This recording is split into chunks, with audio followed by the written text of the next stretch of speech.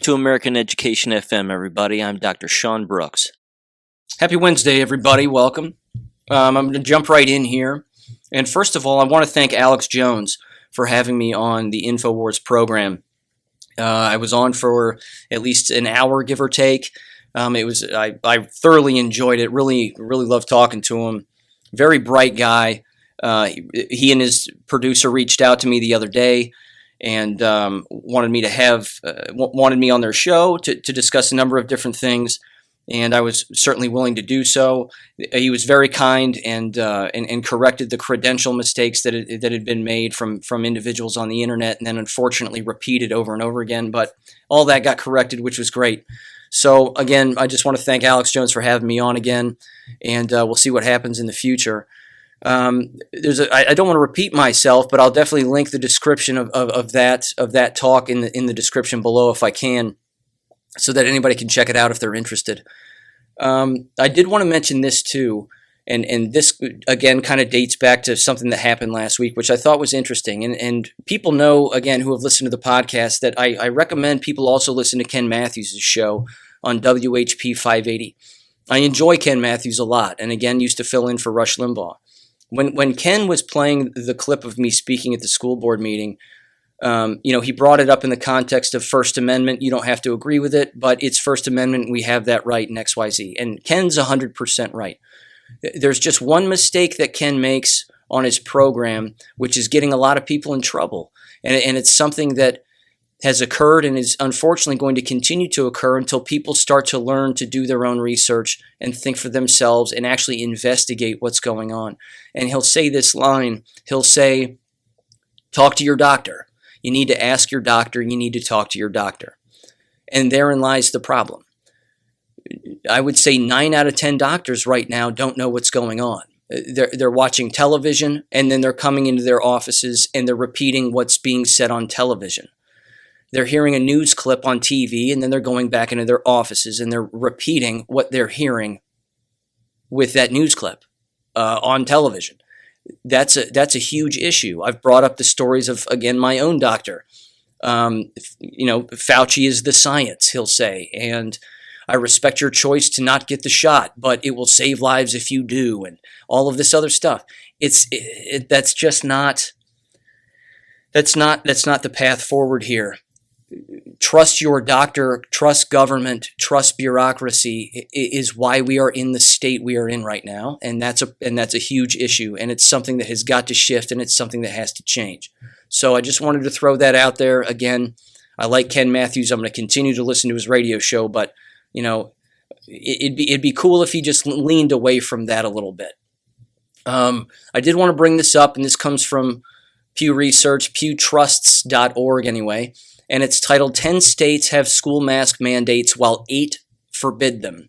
And there's a map here which I put up on Gab, but I just want to describe the map.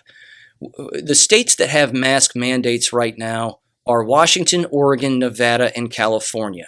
Also Louisiana, Illinois, Connecticut, New Jersey, Delaware, and Washington, D.C. The states that have a mask mandate banned are Utah, Arizona, Texas, Oklahoma, Arkansas, Iowa, South Carolina, and Florida. And then all the other states have no mask mandate in place.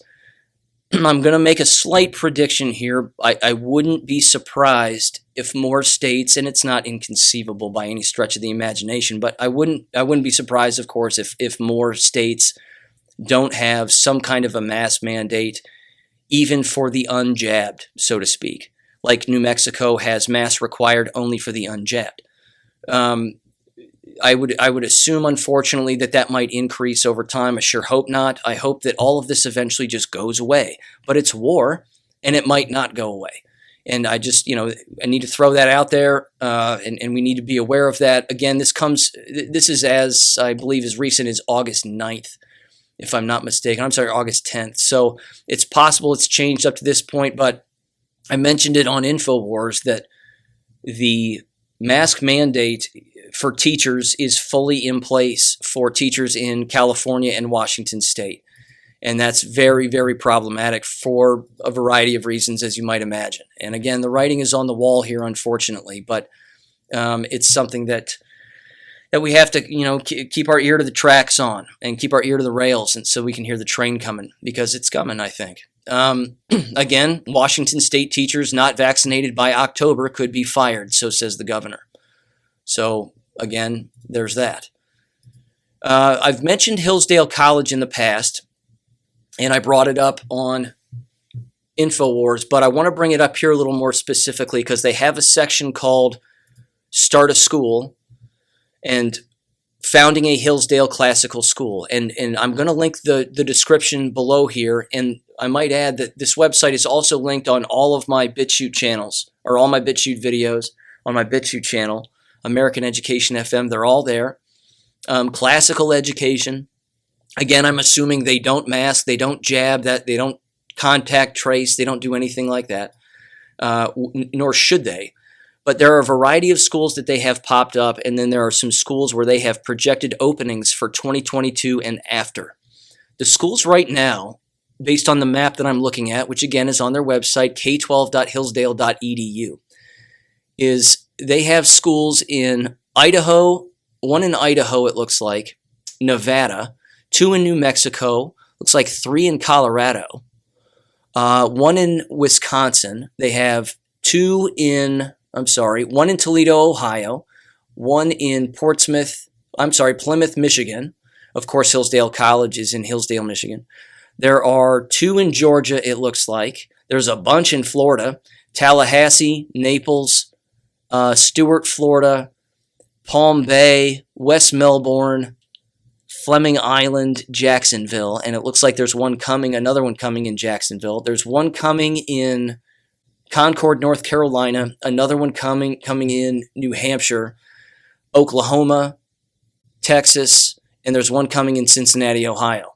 I personally would love to be associated with the one in Cincinnati, Ohio. I mean, I don't know. Time will tell. Same thing with North Dakota as well. So, and there's another one coming in Idaho as well, and there already is one in Idaho. So those exist. They're out there. And again, if you happen to live in the area, I would recommend looking into that, without a doubt. It's certainly something worth investigating because, again, as I've said, we've got to change the dynamic here in the individual mind. And the individual mind has to shift, and you have to, people have to get back to treating their families as their own castle, that your home is your castle and your home is your fort. And if your home is your fort in a wartime, in wartime, which is what this is, you have to protect the people of your family. And that involves their own education and their own mind. Because again, this notion of, well, once they're 18, they have to have a degree from a high school. And once they're 18, they have to go to college. And once they're this age, they have to do this. I would encourage people to shake that free. And I know that that's a difficult thing to shake, but it's certainly worth it, and it's certainly something that people need to consider. And moving forward, again, they need to start thinking dimensionally in a different way. They've got to start thinking 3rd, 4th, 5th, 6th, 7th dimensionally about what's going on and what's actually happening. There are other individuals, again, fortunately there are more people squaring off at school board meetings and squaring off with, again, police who are enforcing these horrible draconian laws, or they're not laws, they're just mandates. The same thing is true with the health departments and so on and so forth. But there's one clip here that I do want to play, and I did stick it up on Gab, but it has directly to do with something that I brought up regarding school nurses. And this is immensely important from where I'm standing, because I talked about this and I said, look, where are the school nurses? And I've been saying that for quite some time. Where are the school nurses? Where are the school nurses? There is a school nurse here who drops the hammer and says the truth about a great and many things. And they said, look, I couldn't do it anymore. Now I have to do this, and we've got to protect our children and XYZ. And they even bring up the CDC camps, quote unquote, for those that are vaccine hesitant. It's a ton of truth. So I'm going to play that audio right now. So here we go. Good morning, Patrick. Thank you for being here. My name is Shannon Eckelbarger. I am a nurse. I also taught at Shasta High School for about 7 years and kind of wanted to go help with COVID when everything went down. I actually believed it for a moment, thought we were all going to get real sick because I was scared of Ebola, right? That scared me. And when we didn't close the border, I thought, wow, that's crazy. And then we get COVID-19 and I'm thinking it's got to be worse than Ebola. So I went out to go help in the community. I started doing the swabbing. It started to come to me. I think anybody at the school board meeting already heard this, but it's not right. Why are we doing testing on people who are completely asymptomatic for absolutely no reason? We've never done this before. And at first I thought, okay, well, maybe we really do need these tests. But then I started to look around me after about the year mark and realized, where's the dead bodies? Right. Yeah. Where are they? Where's the people in the street? And I would ask people I know, do you know anyone who died? I don't. I actually know no one. My kids do know someone whose grandparents passed away, but grandparents do pass away. And I'm not saying people aren't dying of whatever this is. I know that they are. But I also know that our hospitals are not giving treatments that people should be allowed to have. So I would like to know, when this is all over, the treatments that could have saved someone's life that may not be approved for that, but nor is the COVID vaccine, are not given. Is it murder? I feel it is.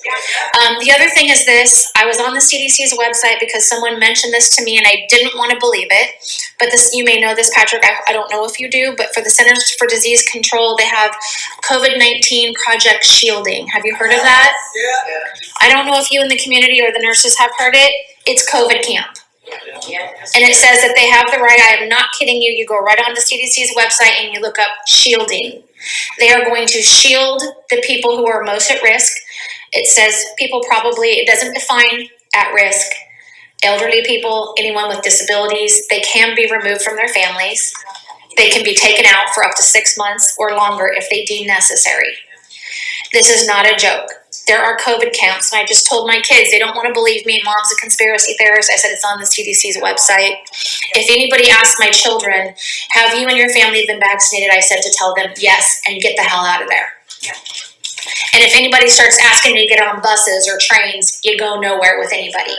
If anybody from the government comes and says, we're going to help you, we're going to shield you from COVID, you run. And they are coming for us, Patrick. And I know that you probably, did you know about Project Shielding? Have they discussed it? Have they discussed what they will do in Shasta County with that project? Okay. So they are hiring for people to work that. And so what will happen, I don't know, you guys, but this has to open our eyes. We don't get on buses. We don't get on trains. We don't go with the government anywhere. And I'm really sorry this is happening. I'm glad people are waking up. I hope the rest of the world wakes up. Whether, like you said, it doesn't matter if you're a Democrat or a Republican. There's something not right. And I just want you guys to have your eyes open to that project. Thank you. I want to thank my aunt for sending me that clip. It's absolutely fantastic. Again, everything they said is accurate. Everything they said is happening. And finally, a school nurse and someone who taught within the school system is dropping truth bombs like they should. And it's absolutely great. That has to happen more frequently. I've been screaming about this for well over 6+ months. Where are the former employees? Where are the even current employees? The recently quit employees? Why are they not coming up and at least stepping away for a little while and then researching this information and listening to what people are saying? Anybody who listens to that nurse right there is going to get a kick in the teeth regarding either their own lack of knowledge or whatever it may be. But you can't listen to that and be asleep and then say to yourself, well, wait a minute, what is she talking about? Camps for the unjabbed? Oh, that seems extreme. And then immediately turn that off. Wouldn't you want to go look that up? I mean, it would certainly seem like it anyway. Here's something else, too, that Vanessa Hurst tossed my way, which is amazing as well. And again, the writing is on the wall here. And it's titled JCPS considers staggering dismissal times as parent frustration continues over buses. Now, this is an interesting one, so bear with me here. It says some parents are drawing a line saying there's some situations younger students should never find themselves in. Louisville, Kentucky. Frustration over bus delays and overcrowding have reached a boiling point for hundreds of JCPS families. JCPS leaders are preaching patience as they battle with driver shortages and consider schedule changes as a remedy to the issue. Quote, trying to reapproach how we route buses, knowing we weren't going to have as many drivers to cover these routes, said JCPS Chief Operations Officer Chris Perkins. Some parents though, are drawing a line saying there are some situations younger kids should never find themselves in. That afternoon, it took them 2 hours. JCPS parent, whatever their name is, said about their kindergarten son, Omar's first week experience riding the bus home. They can't find bus drivers. Do you understand? I mean, they can't find bus drivers. The bus drivers don't want to wipe down the buses with disinfectant. They don't want to hose down students. They don't want students wearing masks. They don't want to wear a mask. They don't want to do all of these things. Why? Because I'll tell you what, bus drivers, custodians, food service workers, these are some intelligent people. And they're watching what's going on, and they're listening to the radio, and they're listening again to InfoWars from time to time, probably, if not all day long. And they're picking up vast amounts of information about what's going on, and they are right there on the front lines seeing it. I've spoken about this in the past. There's in the K-12 environment, there is only so much that a person can physically see and visually see before it takes a toll on your mind. This is one of those subjects that never gets discussed in teacher education programs when they're preparing people to be teachers in American schools. They never talk about witnessing abuse and what that does to the mind of an educator or a school employee. And it's immense. It's absolutely immense. And it's a huge problem. And clearly, they're having a massive problem when it comes to being able to employ the very threads that hold these institutions together. It's falling apart at the seams, and it can't be more obvious. Again, there was another story that came out of Kentucky as well, where a judge ruled against the Kentucky governor's school mask mandate. But I think it's still happening. I mean, the school districts are still forcing the masks.